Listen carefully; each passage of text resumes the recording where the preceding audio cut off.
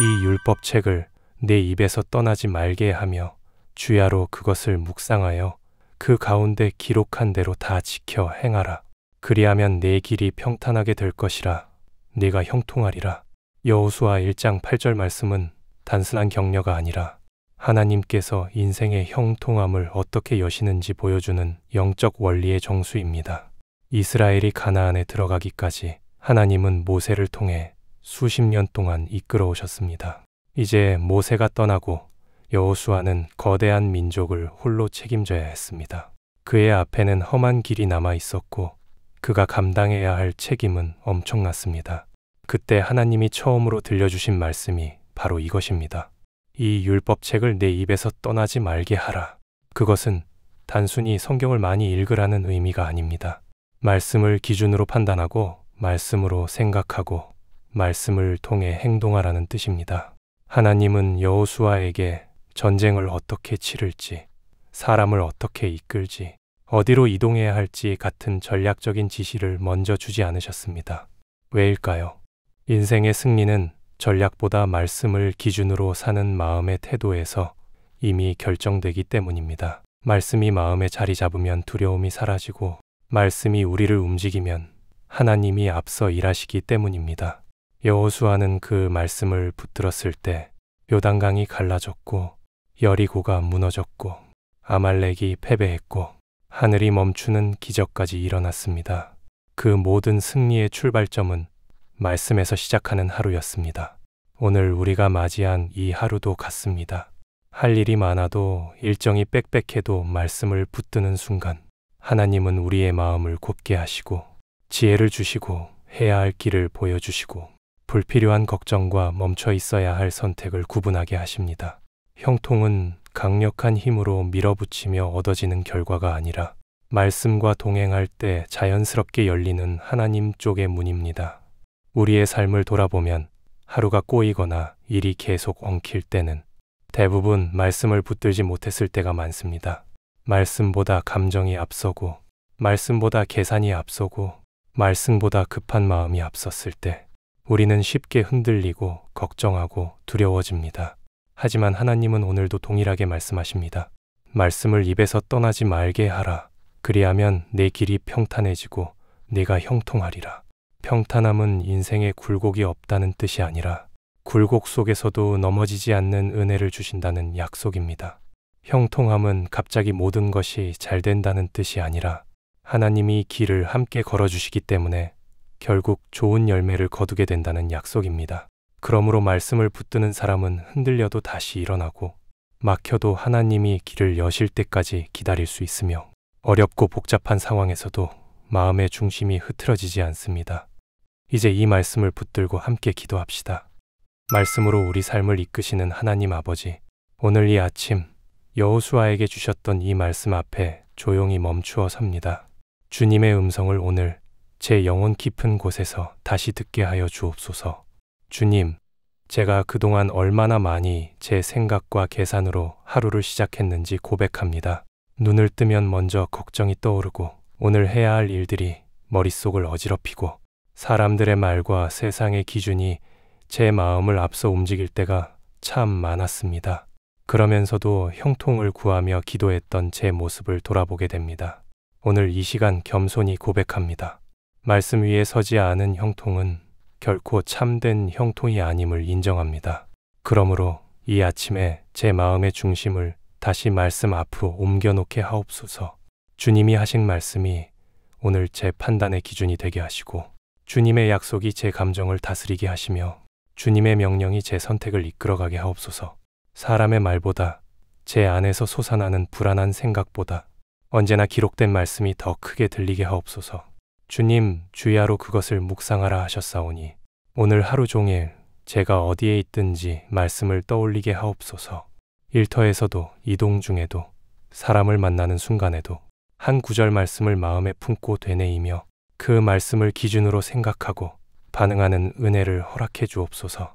잠시라도 마음이 흔들릴 때 오늘 여호수아 말씀이 이 제 안에서 다시 울려 퍼지게 하옵소서.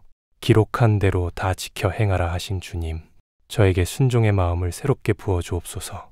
알면서도 행하지 못하는 연약함을 불쌍히 여겨주시고 듣기만 하고 흘려보내지 않게 하시며 말씀을 좋은 말씀으로만 머리에 담아두지 말고 오늘 제가 서 있는 자리에서 실제로 행하는 믿음이 되게 하옵소서. 말씀을 선택하고 말씀을 붙들고 말씀대로 한 걸음 내딛는 용기를 주옵소서. 주님께서 약속하셨사오니 그대로 이루어 주옵소서.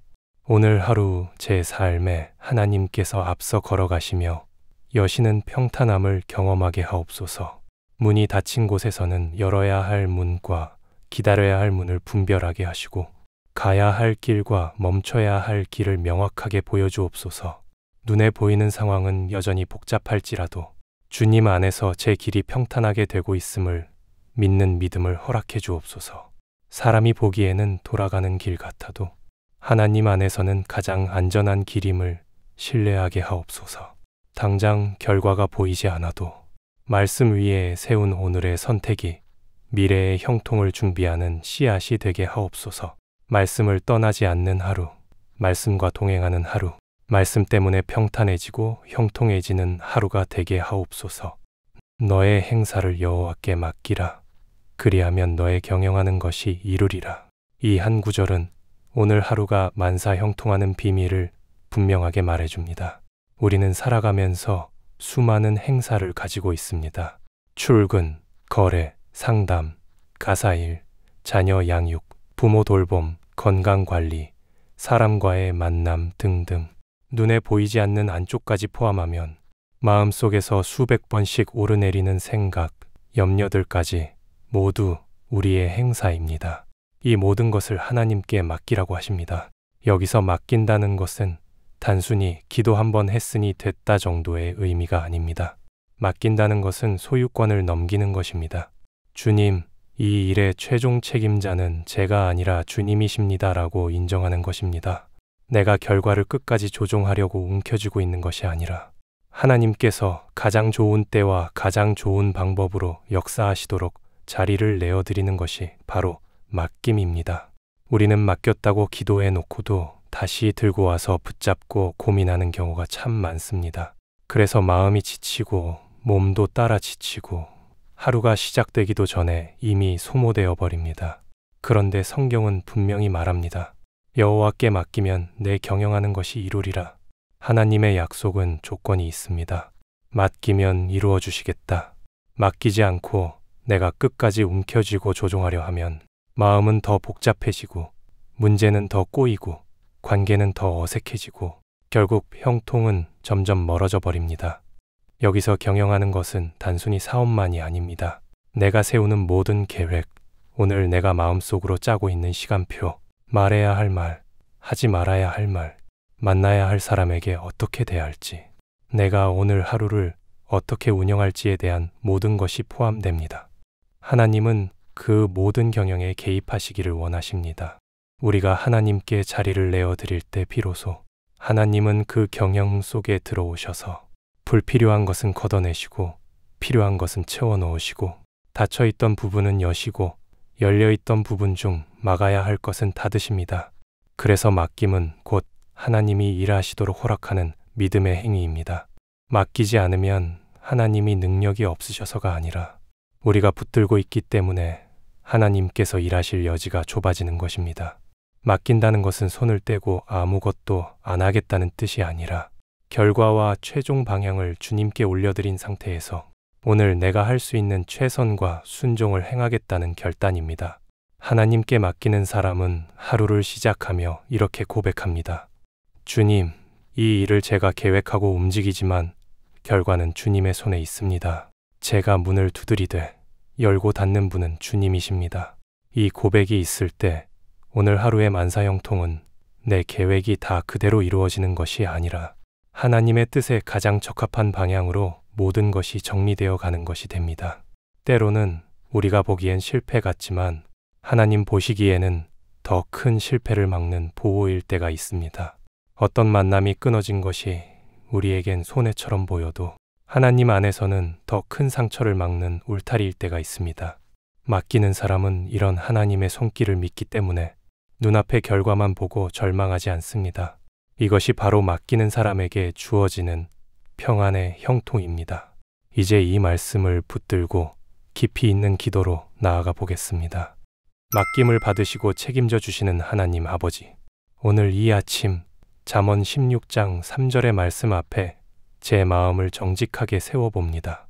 주님, 이 말씀이 단지 좋은 문장이 아니라 오늘 제 인생과 오늘 하루를 움직이는 실제의 원리가 되게 하여 주옵소서. 저는 그동안 참 많이도 제 힘으로 모든 것을 해결해 보려고 애썼습니다. 사람 눈치도 보고 상황도 계산하고 가능성도 따지면서 어떻게 하면 덜 손해보고 어떻게 하면 더 나은 결과를 얻을 수 있을지 혼자 머릿속에서 수없이 시뮬레이션을 돌려왔습니다. 그러면서도 입으로는 맡긴다고 고백할 때가 많았습니다. 주님, 그 모든 이중적인 모습들을 이 시간 주님 앞에 내려놓습니다. 진짜 맡긴다는 것이 무엇인지 오늘 이 말씀을 통해 새롭게 배우게 하옵소서. 아버지, 오늘 제가 해야 할 크고 작은 일들을 한 가지씩 떠올려 주게 하시고 그 하나하나를 조용히 주님께 올려드리게 하옵소서. 제가 가야 할 자리, 만나야 할 사람, 결정해야 할 선택들, 손대야 할 일, 손을 떼야 할 일들을 주님 앞에 다 내려놓습니다. 제가 붙들고 있던 조급함과 불안함을 내려놓습니다. 주님, 제 안에는 여전히 집착과 욕심이 남아있음을 인정합니다. 그 집착 때문에 마음이 흔들리고 그 욕심 때문에 판단이 흐려지고 그 고집 때문에 관계도 상황도 더 꼬여버린 적이 많았습니다. 제 안에 있는 이 완고한 마음을 부드럽게 만져주옵소서. 제가 결과를 쥐고 흔들려고 하지 않고 결과를 주님께 맡기고 현재의 순종에만 집중하는 사람이 되게 하옵소서. 그리하면 내 경영하는 것이 이루리라 말씀하신 하나님, 제 경영을 주님의 경영 아래에 두기를 원합니다. 오늘 제가 세운 계획들 중 주님의 뜻에 합한 것은 견고하게 서게 하시고 주님의 뜻에 어긋나는 것은 미리 막아주소서. 제가 보지 못하는 위험을 주님이 아시기에 제가 알지 못하는 길의 끝을 주님은 이미 보고 계시기에 주님의 손에 모든 것을 맡기는 것이 가장 안전한 길임을 믿습니다.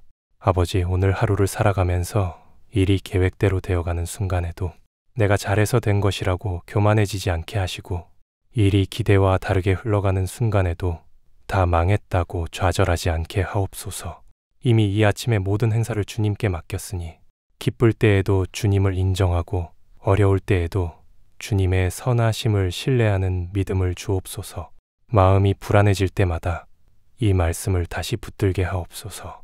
이 한 구절이 오늘 제 마음을 지키는 방패가 되게 하옵소서. 다시 한번 평안을 회복하게 하시고 흔들리던 마음이 잔잔해지게 하옵소서. 주님, 오늘이 끝날 때 돌아보며 이렇게 고백하게 하옵소서. 오늘 하루 내 힘으로 버티며 끌고 간 날이 아니라 처음부터 끝까지 주님께 맡기고 주님이 이끄시는 대로 걸어간 하루였습니다. 그래서 결과와 상관없이 오늘은 형통한 하루였습니다. 이 고백이 제 입술에, 제 가정에, 제 일터에 넘쳐나게 하옵소서. 이 날은 여호와의 정하신 것이라 이 날에 우리가 즐거워하고 기뻐하리로다.